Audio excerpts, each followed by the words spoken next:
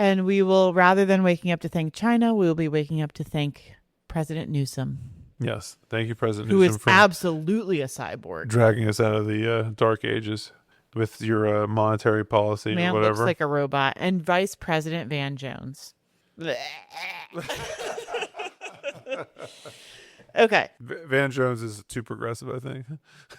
Oh, he's sprinting to make sure he's not too progressive. know, I'm sorry, Vice President Bill Maher. Yeah, that's more like it. Oh, God. Okay. You tear down the house, then you put up the rent. You pocket the cash, and you crush all dissent. Hello and welcome to the Red Diaper Pail, episode 52. We are recording on August 24th, 2026. This is a podcast about art, culture, history, politics, technology, and parenting from a left perspective. And my name is Simone. And I'm John Paul. We have returned from vacation. We have survived vacation. Round one. Just barely, but we seem to have. We will be doing it again in 2 short weeks. Yep. Because our children don't go back to school until an absurdly late date. Mm-hmm. So we hope you enjoyed the special episode. It was pretty good. And also that you enjoyed that there has been no news over the last 2 weeks. Yep. So you didn't miss anything. Mm-hmm. How you doing there, JP? Yeah, I've had a weird time of it recently. I'm not sure why we continue to be like, is this hard enough? No, I think we can go harder. I think it's clear from our political theory episode that we do need to launch our Red Diaper Pail School website. Yeah, that's right. Mm-hmm.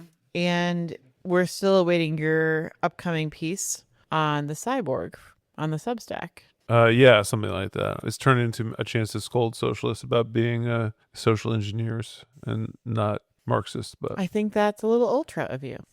Well, I do love me a little chance to be an ultra. Okay, well, we're gonna actually do headlines this week, and we're gonna release this on time, and then next week we're gonna do another special, and then we'll get back to maybe normal. Yeah, we'll run a some sort of 1-year sale this fall. So be on the lookout. If you've been waiting for your chance to support the Red Diaper Pail swag with a paid membership. Oh, you want to do some swag? Oh, for that we need to really lean into a logo. If anyone would like to provide a logo, we haven't really committed to one yet. No, we haven't. And if you do a good logo and we can make swag, you'll get free swag, stickers. We'll also pay you for the logo. Baseball caps. We'll pay you real money for the logo. Okay. Well, there actually hasn't been that much news that I feel like talking about. I feel like that's convenient given the fact that we didn't do headlines last week. But the major headline that I think we should talk about this week is that the economy is an overheated basket of shit. Yes. I think we should do a little bit on that. Okay. Then I have a couple of little funsy ones. There's a few things we can talk about. 30-year Treasury yield hit 5.3% Tuesday, highest since 2007. 2007 might ring some bells. Marx told us that history doesn't quite repeat itself. It but rhymes. It rhymes. First is poet. tragedy. He's such a beautiful poet. He is. First is tragedy, then it's farce. What happens after the farce when you do it? Just do the same thing over and over again? What comes after farce? Farts. Okay. I've been hanging out with the kids. There was, for payrolls in July, there was significant claimed payroll reductions, which means people not being in the workforce and or not seeking employment, which surprised the administration. And then because they were paying really close attention to it. They came up with a lot of excuses for why that's happening. Retail sales have fallen 0.5% in July, which is concerning. That's we should go through this one at a time, but that one I think is really meaningful. There was a AI fund. I don't know if you know about this one, John Paul, but this is a nice little economy anecdote. AI fund folded. It didn't just fold. It exploded. It went from 45 billion in evaluation to basically nothing overnight. It was like a forced fire sale to Citadel. Citadel is Ken Griffin's fund, and he's the one that was very mad about Mondami saying he had to, pay extra taxes on its extra homes. And then the other piece of news is the national debt hit 40 trillion this week, Right. which is roughly 6% of our GDP. Yes. And the CBO raised the deficit forecast to 2.1 trillion, which is $200 billion over the February estimate. So, and then of course, inflation and the price of oil. Right. So, Jean-Paul, other than farts, what would Marx tell us about this? So the U.S. has the world reserve currency, which is to say that everywhere in the world, when people want something in their reserve bank, that currency is the U.S. dollar. Not gold, not yuan, not their own currency, U.S. dollars. And the reason for that are complicated, but a lot of it has to do with the sale of oil. Oil transactions around the world are almost always done in dollars, regardless of whether the United States is party to that trade. And because of that, the U.S. dollar is... So for example, if Venezuela and Ecuador are doing a trade, they do it in U.S. dollars, Correct. Potentially, whether or not we're involved. That's right. And that is because of our relationship with Saudi Arabia decades ago, spread across the Middle East, and is now sort of locked in to the international oil trade, which is why they call the U.S. dollar a petrodollar, and why its value, the maintenance of its value across the world, has a lot to do with, one, the availability of oil, which is why they were never going to take climate change seriously, and two is the U.S. military's ability to enforce these rules, because there's no real reason you have to follow them, except for the United States will get mad at you. So you're saying don't. Previous to deals with Saudi Arabia and the ascendancy of oil, the U.S. dollar was not the world currency, even... It was a little bit. So before Nixon, you want to do a little history lesson. Before Nixon, the U.S. dollar was tied to gold, and every other currency was tied to the dollar. So you could exchange the U.S. dollar for gold at any time, because the U.S. was supposed to have gold in its vault for every single dollar in circulation. So we're a country built on gold. This is the arrangement made after World War II as part of the plan to fund the rebuilding of Europe, and for the United States to be this benevolent benefactor, was that the United States was going to be the currency in the world, and that a lot of the and back it on gold money that they were lending would be used to buy stuff from the U.S. economy with U.S. dollars. So that fell apart because they basically couldn't keep up with the amount of gold they needed, and Nixon ended the gold standard, and then the replacement was to tie it to basically the world petroleum. Well, I have some good news about gold. It's in high demand. It's in high demand. Why do you think that is? Because everything's going to shit. Yeah, there's been a significant reduction recently in the value of U.S. dollar as a reserve currency for a couple of reasons. One is, as you recall, I just said, it has to do with the U.S. strength of the U.S. military and control of the world oil supply, which doesn't look as strong as it used to look. It's been better. It's been better. The other thing is that China, Russia, and like the BRICS countries in general are trying to develop an alternative reserve currency, which is early stages. But I think most people, if they were betting, would say eventually they'll pull it off. Maybe not 5 years, maybe not 10 years, but they will pull it off. And at that moment they pull that off, the value of the U.S. dollar is going to plummet because it will no longer be a monopoly. So it will have to justify itself besides being like a militarily enforced monopoly, and it will not be able to do so. The other things are like the obvious things. Inflation's run away. And there's a war in Iran. There's a war in Iran. Not good for the petrodollar. There's a lot of people who want their money in AI stocks as opposed to U.S. treasuries, which makes sense. And then there's a general dumping of U.S. treasuries in favor of gold or yuan for like national banks across the world. I think like a 15 to 20% reduction over the past 15 to 20 years. So all of this puts a lot of pressure on the U.S. dollar and has forced them to raise the rate at which you get paid for giving the United States a loan. One interesting statistic on gold is for the 5-year return stat, gold is up 160% versus the S&P, which is 71% for a return on gold over a 5-year period.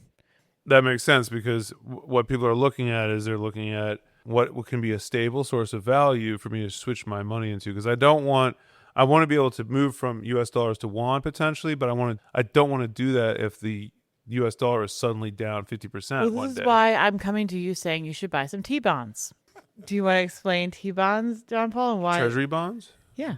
Well, a treasury bond is essentially the way that the United States government borrows money. It says, here's a piece of paper, in a certain amount of time, you'll get more money back. And in the meantime, we get your money to do things like make skeletons out of children in So why Palestine. why is the Treasury doubling their long bond buybacks right now? They want to reduce the number of these things that are on the market because the rate, like paying 5%, is really, really high. So they want to reduce the number of them on the market so there's a little bit more competition and the rate can come down. Our favorite internet communist guru, Jehu, thinks that the government should say, fuck you, we're not paying the interest rate, which I think is fantastic. Versus doing a buyback? Yeah, just say, you have enough money as it is. You can hold the treasury. We'll give you your money back eventually, but you're not getting any interest. To everybody who has a T-bond? Yeah. He said, charge them 5% for the pleasure of holding one. He said, if you do that, you can immediately cut all taxes on wages and income. You can do that. If they were to choose to do that, that's not what they would do with that windfall. Probably not. They were like, we need to fund more genocide, so no more interest for you. This is a scary thing if your mind is wedded to the U.S. dominated world order. Like the U.S.'s ability if to you're call wedded the to shots. that, I have some news to share. And like I understand, some people will say, look, I didn't like U.S. imperialism, but I don't like everybody blowing everybody up either. Well, Maybe I that have was to choose happening one or the already. other. You Well, mean you don't want world war? There's a certain amount of stability that U.S. imperialism required of the world in order to make its money. And I think the fear is that, and I think that's true, like chaos all the time is not good for business. No, the world's a big place, so we were able to have the chaos many places. And The not have it. suffering was many places. The chaos was in specific places at specific times when the cost-benefit analysis said we want chaos. The suffering was incredibly widespread. Now we may get chaos in places that feel really out of control because we are transitioning to a new world order, and that is going to be very messy. But I think it is a good thing, and again, I have professional jealousy about Trump. Destroying U.S. imperialism is a good thing. It's a good thing for the United States not to have hegemonic control over the planet and be able to pull all this crazy shit with its currency, like print as much of it as it wants. What's Trump's proposed solution for this problem? We could have a GDP of 10, 12, 15 times if they just leave us alone. Let the rates go down. We should pay the lowest interest rates. You know, every point of interest is $600 billion. Think of that. Every point of interest is $600 billion. 2 points means we make a fortune, but we keep driving it up. It's a very unfair system, and I've said it now for a long time. When our country does well, interest rates should go down. I mean, every time I hear our country's doing well, I say, oh, it's too bad, because they lift up interest rates. They should drop interest rates because it means we have a strong country, and it's all based on credit, meaning good credit, and we have the best credit. And we'd pay off the debt very easily, very quickly. But if somebody's paying a half a point, we should be paying a half a point, not somebody else. Right now, I think it's Switzerland has the lowest. Again, and I don't want to single them out, but if you take our business away from Switzerland, they have problems. So why are they paying a half a point and we're paying much more than that? He wants the Fed, the Fed is not inclined to push interest rates down because inflation's bad enough. If you make a bunch of free money available to rich people, they'll buy even more of the stuff, and inflation will go up even more. Inflation's really bad right now. Yeah. It is a significant issue. Yeah. And what is happening economically is they're wiping out people's savings. They are trying to find a bottom. I'm working on this as a thesis. That's what inflation always does. Yeah. But it's like, prolonged inflation like this is an attempt to find a price at which people stop buying stuff, and I think they've come close to finding it. It seems that they've arrived, but it took a while. Like there was this period of essentially commodity production fell apart during COVID. We had this whole discourse about what is essential work and what is non-essential work, and a lot of people discovered suddenly that society could run without them personally working. And the last time I worked was pre-COVID. Yeah. Personally, they were like, they don't really need me to do anything. And I think that was really damaging because that is the goal, is for you don't have to work all the time to justify your existence. In fact, you can have a lot of the stuff you need, like a house and food and stuff. Just that stuff's easy. It doesn't take that much human labor to make all that stuff. A lot of the endless working that you do is because of, one, stuff that the ruling class wants that doesn't need to exist, and two, bullshit jobs that are created just to give you an excuse to work. I agree that yacht manufacturing and email jobs are a waste of everyone's time, but COVID didn't really show us that we don't have to work to keep our mortgages afloat. I think it did. Like, It showed us that work can stop and the world doesn't fucking fall apart immediately. Although I did have a lot of anxiety about toilet paper during that time. But toilet paper. Every single night when I got up to pee, I used to sit there and be like, oh my God. What happens if they stop making this shit? What if we can't get toilet paper next week? Oh my God. I'm a mother. Anyways, but explain to us. So the commodity markets had a significant upheaval. Yeah. And the economies in the world survived. Yeah. Right? And I think it took a lot of coaxing to get all that to start again. And we really shouldn't have. It really, like, I know. if there had been a revolutionary potential in the global population, that would that. have been the end of capitalism, because there was no reason to start it back. I remember driving around during COVID and talking to you about, like, what if we just stayed at this pace? Yeah. What if this was just what we did instead? Yeah. And I think a lot of people maintain that mentality of, like, I can continue to spend money without earning, and actually, I'm not broke. Well, a lot of people are broke, and we have an economy run on debt. Yeah. So that's the thing. Right. Is, like, people got into this habit of, like... Well, we had an economy based on consumer debt well before COVID, though. Sure. I think it accelerated. There are a couple of other things that were important to happen, too. There's the Great Resignation, which led to, like, huge increases in people's...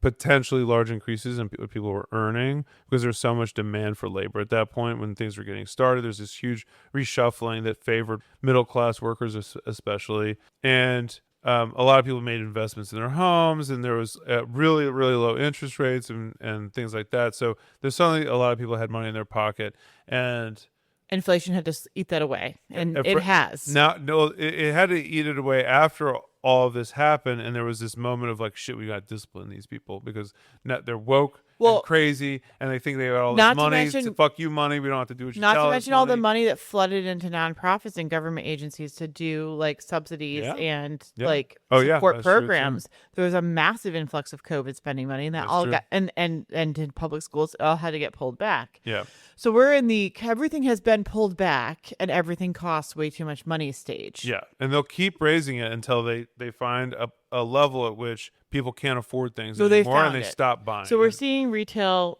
decline. Finally, and what happened with Walmart past week? Walmart's stock plummeted 10% one day because they reported lower than expected sales, and I think it shocked everybody.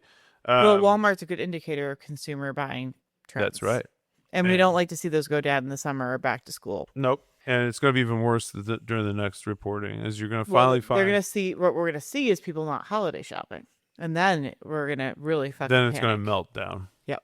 That'll be the end. I mean, this whole thing works on you buying stuff, and they couldn't help themselves. I mean, they could, this is just what it is. But if people can afford stuff, the prices are going to go up until people can't afford stuff anymore. Okay, so we're on the precipice of the next Great Recession. We are. I actually think we might see that alongside. I think there's a huge CapEx bubble of everyone spending money on AI infrastructure, and it's a bubble. I actually think we could see a economic meltdown alongside the bubble before the bubble bursts, because I think there's there's market realities for people needing to buy things and afford things in their families, which are very separate and apart right now from AI evaluations and AI spend. So I think we might see, like, a concurrent, like, partial meltdown that precedes the bubble bursting.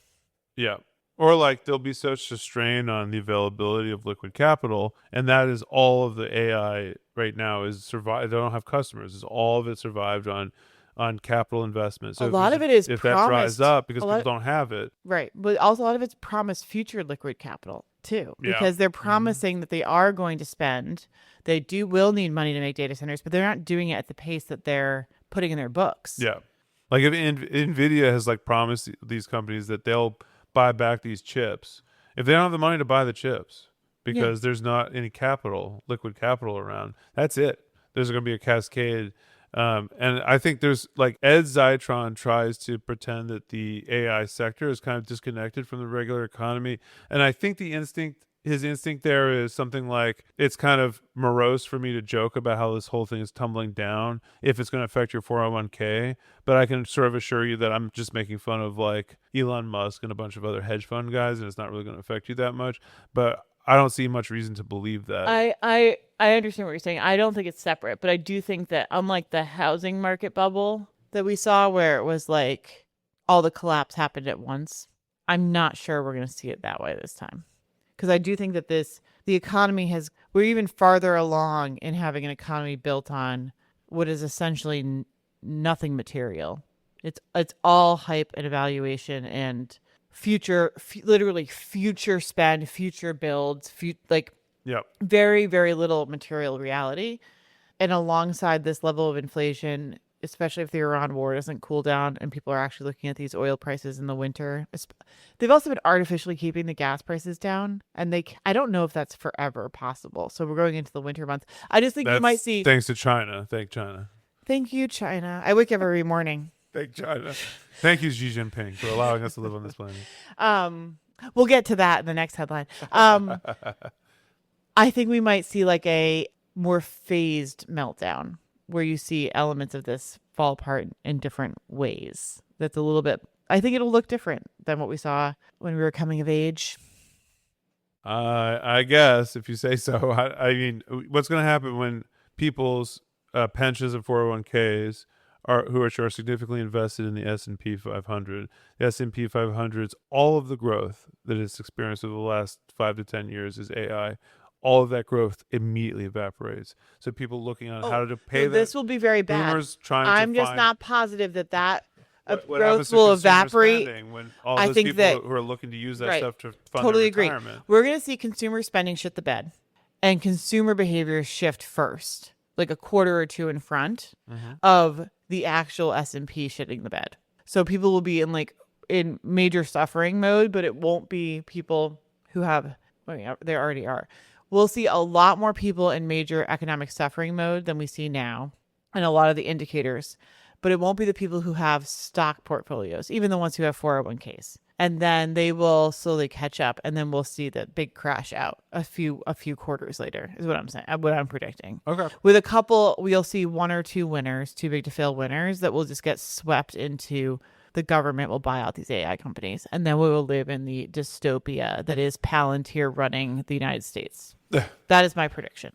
Yeah, well, we'll see. How's that for a horrible headline for There you you? go. Bad. That will be Not just good. in time for the next presidential election in which we will elect a cyborg. I mean, we're all cyborgs now, right? Isn't that the thesis? It's going to be the bad kind. We'll elect the bad kind. If Trump presides over anything like a Bush Jr. type economic meltdown, then I can tell you for certain that MAGA will disappear for at least 4 years. And we will, rather than waking up to thank China, we will be waking up to thank President Newsom.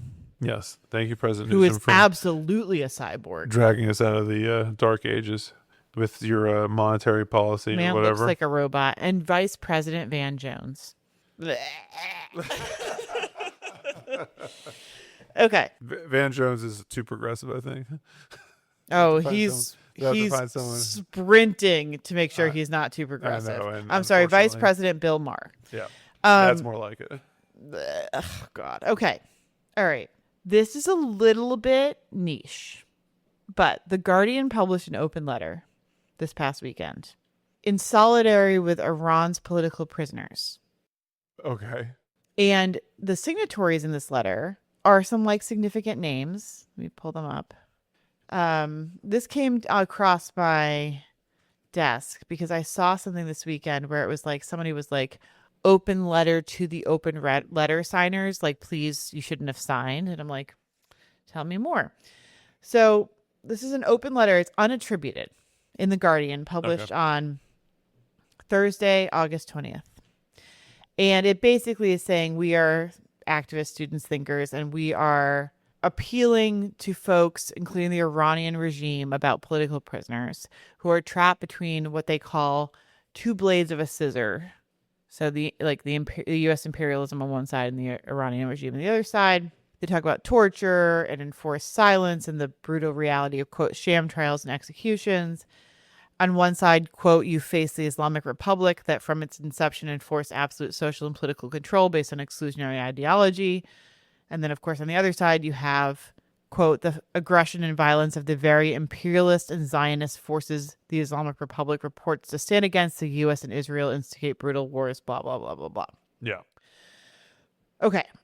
The people who signed on to this letter include Angela Davis, Bernadine Dorn, Bill Ayers, Judith Butler, Kianga Yamada Taylor, Mumia Abu Jamal, Ruthie Wilson Gilmore, Who are your favorite? Robin D.G. Kelly. Okay. Like pretty significant, like you're like your most popular leftist academics. Okay. A little bit surprising that they would sign that, but okay.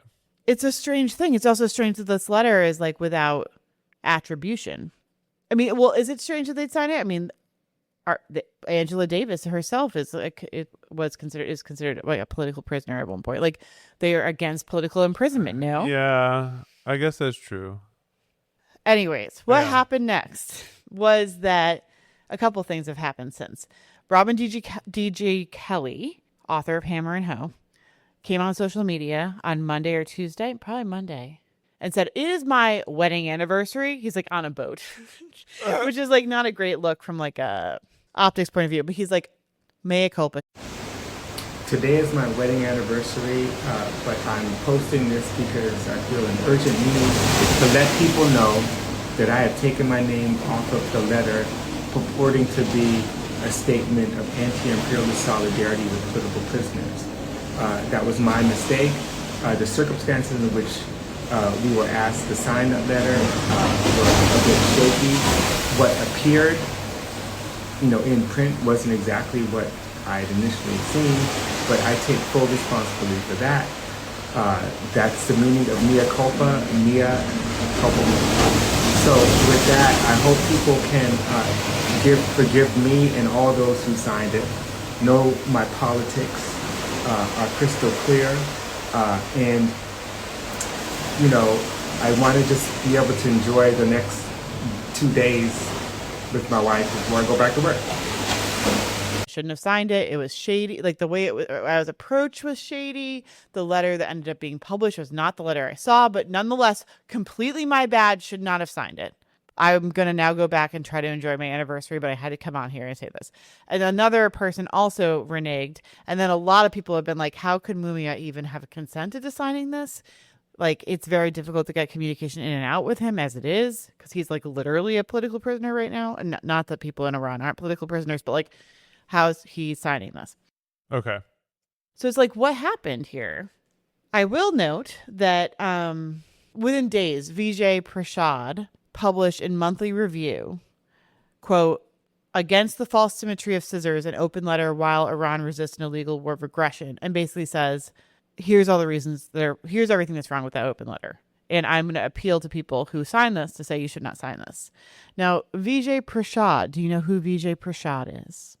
It rings a bell. Yes, he's an Indian historian, editor, and journalist. He's the chief. He writes for all sorts of things, including often for Monthly Review Online, Leftward Books, Globetrotter. But he is also the director of the Tricontinental Institute for Social Research. Does that ring any bells? It does not. Okay, Sounds ominous though. The Which three continents? I don't know which three continents. They only care about these three. The rest of them can go fuck themselves. The Tricontinental Institute for Social Research is basically fully funded by Neville Roy Singham. Should have seen that coming. You did see it coming, because when I said these people pulled down their signatures, you were like, what? They got disciplined by Singham? I think they did. I think they did too. I don't know why they dumbly signed. I mean, listen, I am no fan of the Islamic Republic of Iran, and they probably do have terrible ideas when it comes to political prisoners. Yeah, you think? And I'm not like my enemy of my enemy is my friend. Like, yay, Iran, stick it to the United States. But if I'm like a well-known, like these are big name academics like Judith Butler, I don't know. You have to have like a significant in with me. You have to be like a real deal person to get me to even consider signing it. So first question, who's behind this initial letter? This is like Amy Goodman level influence. Marco Rubio? Wasn't thinking Marco. Was thinking more like someone who's gotten in with all these people. And then how did like they got like not little names. They got big. They got a bunch of them. I mean, how what do they you get usually them? Say, they say we're circulating this letter. We already have the signature of so and so, whether you do or not.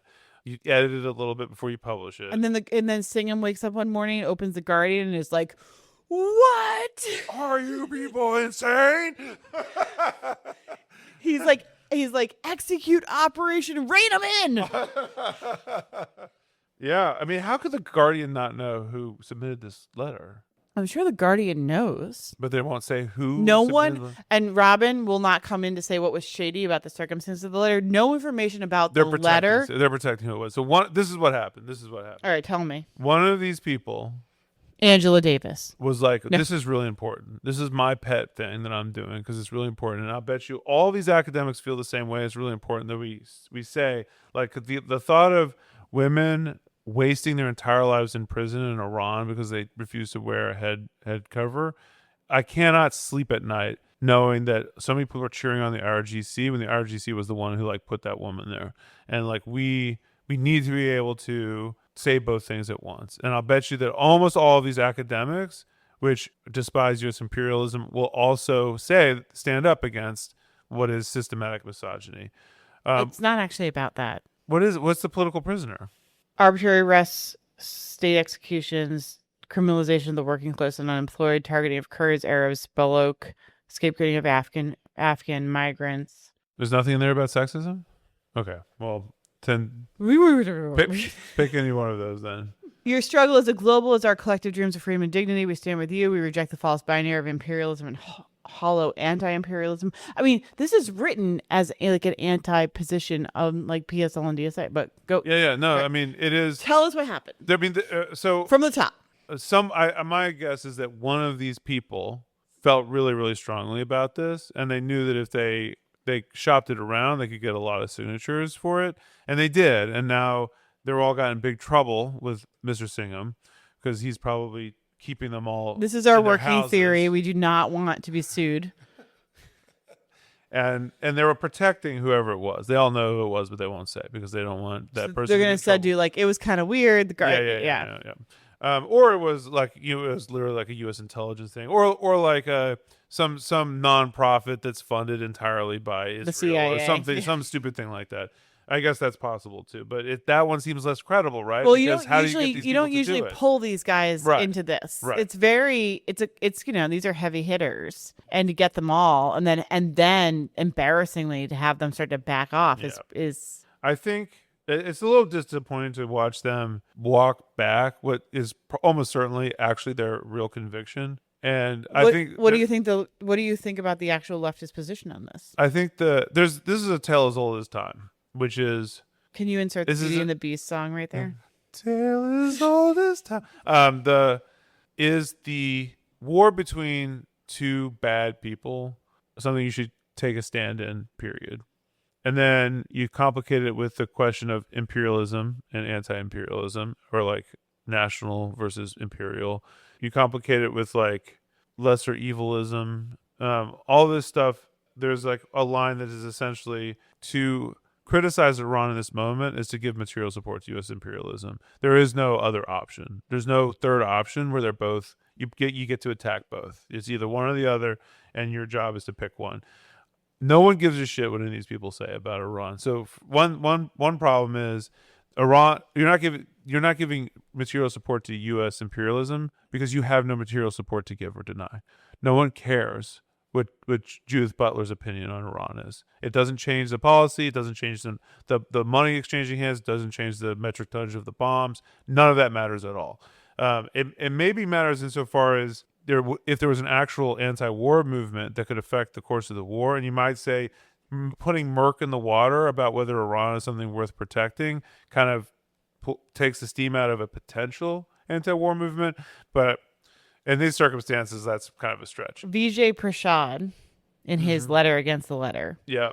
Just when the United States and Israel are on the back foot, this letter can provide the kind of political confusion that mystifies the actual political dynamic on the ground. Iran has the strategic advantage, having transformed the U.S.-Israeli question into an Iranian question, quote, should Iran allow commerce through its territorial waters unimpeded versus should Iran be allowed to have nuclear weapons. That provides the background of the left's moral clarity.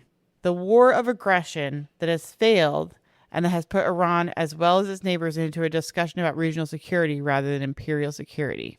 Explain to me how Iran's relative success in this war, and I think saying that they're winning the war is putting it a little strongly. I think what they've done is they've caught the United States in an escalation trap, which the United States does not want to be in. That's very different from winning the war. But putting that aside, their relative success in this war, how does that have anything to do with moral clarity on the nature of the regime? The argument is not made. And it seems to me that everyone knows what the Iranian ruling regime is. So what you're asking people to do is not to have a clarity about the political stakes here. What you're asking them to do is lie to themselves and each other about what Iran is for a short-term pragmatic goal. Right. Here's the next line. But this letter from the global north provides the kind of ideological cover that the U.S. loves. If the U.S. is lost, then let all sides lose and let all sides be at fault. So basically, everything's bad. It doesn't matter what happens, and everything's bad. So the U.S. winning or losing is immaterial because all sides are bad. And a letter like this puts at risk, I guess, the anti-imperialist win of the U.S. losing. Yeah. And therefore, we have to defend the U.S. losing, despite who they're losing to, even if that includes obfuscating who they're losing to. Yeah. And that is a win for the left. How? Like, what material conditions are good for the left? I mean, I think the argument is something like there is a Leninist argument that something like the nationalist question cannot be answered with the interference of the imperialists. So in other words, the national bourgeoisie has to kick out the imperialist bourgeoisie in order for the class question in Iran to be resolved. Something like that.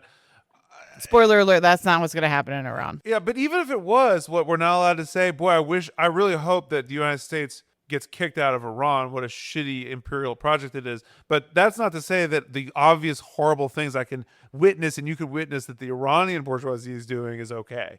I mean, that's the thing that boggles my mind about this is like, we're supposed to just close our eye. I mean, we're not allowed to know the things we know. I mean, you can say like, I hate this illegal war and I hope the United States loses, but boy, the Iranian regime is really terrible too.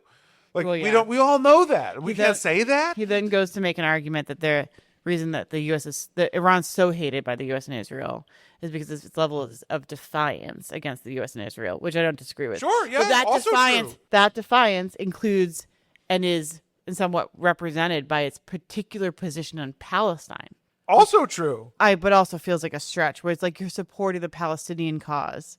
You're ultimately supporting the Palestinian cause by way of the Iranian nationalist cause that is not truly anti-imperialist, but is good enough if you want to be anti-imperialist and leftist, because at least it's not the U.S. And don't you know they hate Iran just because of the Palestinians? It's like, it's just like the papering over of nuance it feels disingenuous to me that we're all supposed to, like you said, turn off what we know and how our brains might consider this because we can't possibly have an argument about this that's nuanced because you have to play by the US's rules and have the dumbest argument. Yeah. And the like pure Leninist position on this is like annoying to me, I guess. But when the position is generated not by an actual values commitment to anti-imperialism, but to the fact that Roy Singham has an interest in Iranian oil going to China and therefore an interest in the United States not grabbing that oil,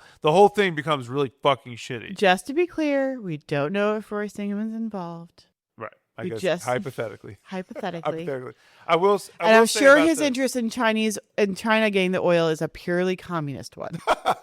right, because when they're actually socialists in 2050, they'll still need that oil, or they'll need that oil to get there, I guess. It's a utilitarian concern. Yeah, the future of humanity depends on it. I will say that there are few people who have risked as much to stop the genocide in Gaza other than like Iranian fighters. I agree. Besides Hamas fighters, they're spending a lot of money and stuff. But it's easy to get a little bit like, do the commanders of the IRGC, or is their primary concern loss of life in Gaza, or is their primary concern stretching their sort of regional hegemonic designs? And that includes like fucking with Israel via Gaza. It's very hard to You have to be able to piece parse that out. And I think that people should be wide-eyed about that. Well, so then finally, Prashad's final argument is, why are you picking on Iran like this? You wouldn't pick on the Vietnamese government during U.S. war of aggression against Vietnam. Absolutely, you would. wouldn't. If they were doing this shit. You wouldn't pick on the Cuban government during a strangulation. You're like, as an ultra, I absolutely would. I have and will continue to. They feel like it's an unfair. Well, anyways, Would you pick on let's say the Ukrainian Nazis were literally in control of Ukraine? Would you support them? I mean, who wouldn't you support in this argument? We're not allowed to ask, what are they doing that you support, or what are you doing that you don't support? I read Prashad's thing like looking for a stronger argument, but I think a lot of this is it's very alluring to people to just have the anti-imperialist position be literally the anti-imperialist position. Yeah, they like want your be position. Campus. They want a camp to stand in and celebrate. That's what they want. Well, it also, I think it's one way to think about strategy and tactics, which is that you have a big bad enemy. And you have to do anything to break down that big bad enemy. And the ends justify the means. So on your way there, you break some eggs, you make some omelets, and you make some allies with people who would kill you in a second. And you deal with that problem later. Which is like, I guess, and that always works out great. You can choose to do that. That is, sometimes it works. There's some very good examples of it not working. Jean-Paul will tell us about them. But like, when did that work? I'm waiting for when that worked. I mean, people make alliances out of convenience, and then just proceed through. I mean, I'm sure there's a counter. There's definitely an example. I just don't know what it is. But there has to be. I mean, there's never been an example that led to like a left-wing revolution. There may have been examples of like survival was possible because of this. There's not that many examples of left-wing revolution. No, there's not. Because they've all made this error. The Chinese Communist Party tried to work with the national capitalists to expel the Japanese, and essentially every single working class person in China was killed by the Kuomintang, the national capitalists. And you'd think Singh would be aware of that. Yeah. Well, I don't think that's the thing, is like, you can't trust it, because I don't think when you're dedicated to the continuation of what you see as a socialist project, the ends do justify the means. And if China is a real socialist project, and that project has determined that Iran is a key piece of the board, I think you ask people to keep their mouths shut. But that's not opportunism. I think it is. I think ultimately, like, what is most at stake in all of this stuff is people's ability to understand the world as it really is, understand what they need to do, and be able to act on it. That is the most important battleground of all of this stuff. And every time you do this opportunistic thing of like, right now you have to be quiet about it. I know you don't like theocracy, but you just have to be quiet about it for now. Every time you do that to people, you remove an opportunity for them to start being able to think for themselves, think about what this is, and actually, like, politics is not actually about hushing up to be part of the crowd. It's actually about trying to think and understand, and then act on that understanding as scientifically as you can. So what do you lose when you ask people to do this? You're asking a bunch of leftists to give material support to the Iranian regime. The working class is always going to, in the United States and around the world, is always going to be at best divided on that question, because most people don't want to live in theocracy, and most people's heart goes out to people who are forced to live in a theocracy that don't want to be living in one. So they're going to be torn about this. So you're not going to convince large numbers of things. All you're going to do is compromise yourself and your ability to think. And then the people you do convince, you've taught them that politics is learning when to shut up because someone who's really into politics told you to shut up about it, right? That's not democratic centralism? No, it's not. Just kidding. I'm just kidding. Democratic centralism is another version of learning when to shut up. But not that version. Not that Okay, well, let's see who else reneges their signature. Well, no one asked me to sign. I'll fucking sign that motherfucker. You're going to sign it and renege it? No. Well, I guess sing him. How much money are you willing to give us? We'll be sponsored next week. Okay, one more late breaking today. The Supreme Court has backed Trump's order to curb mail ballots. This is from CNN. The Supreme Court on Monday said that President Donald Trump could begin carrying out parts of an executive order intended to restrict mail voting, not mail, M-A-L-E, but M-A-I-L voting. Oh, shucks. Almost. We almost got it. Restrict mail voting, but additional legal challenges could hinder implementation of his plan before the November midterm election.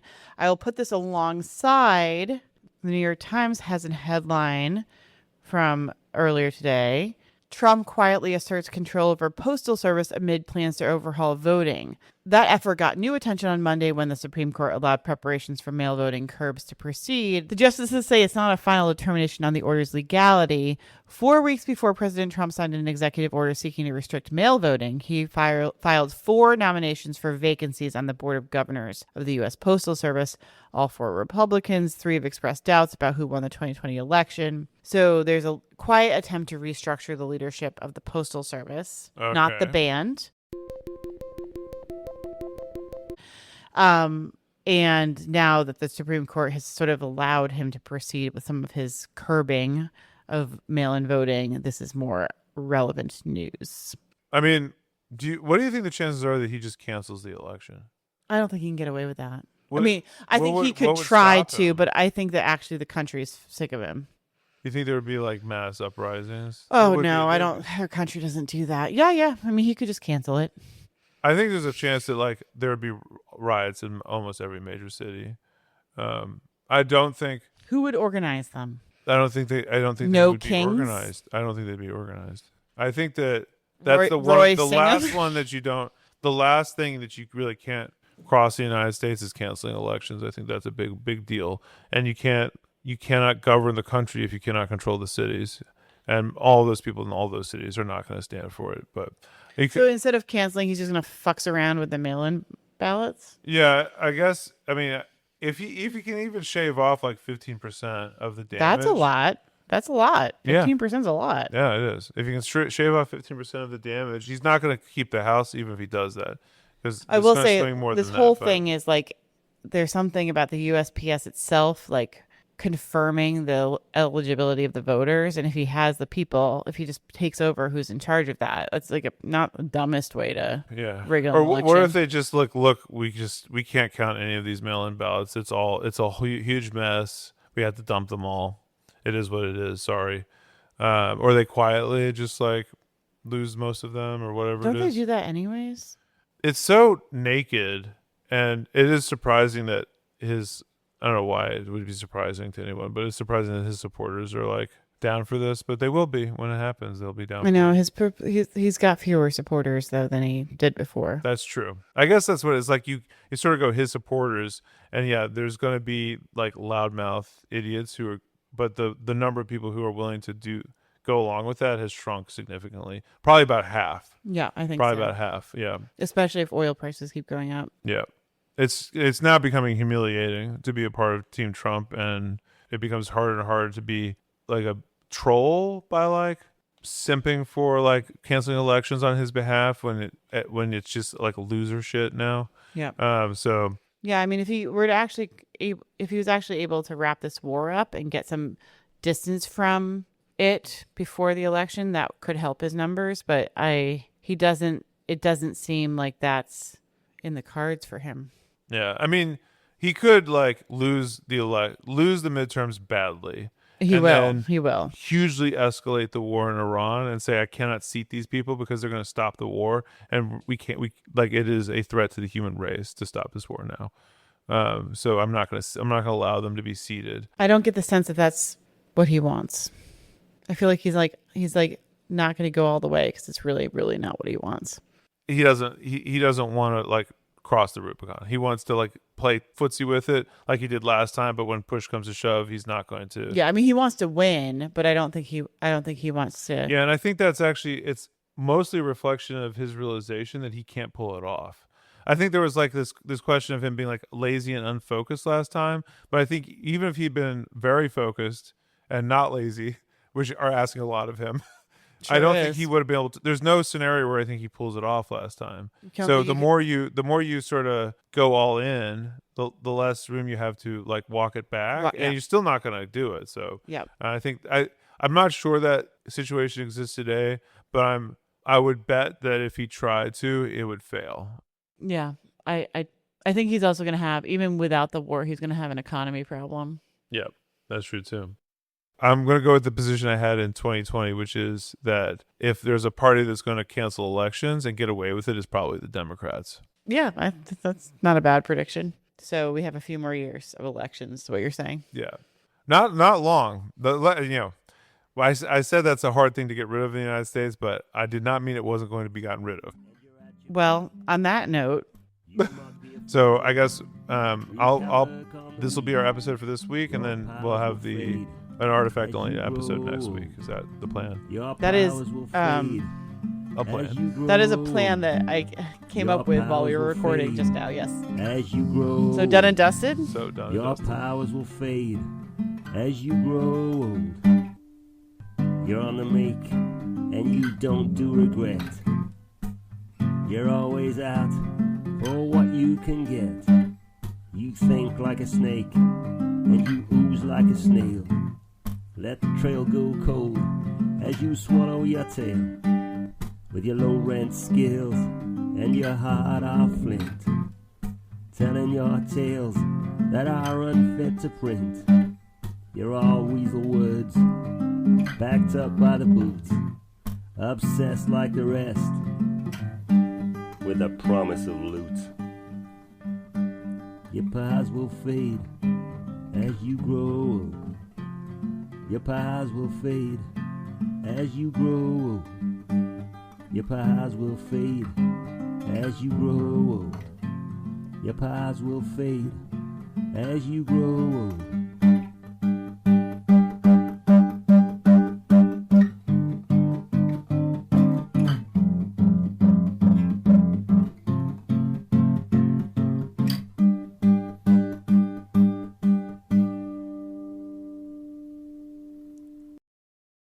I love you.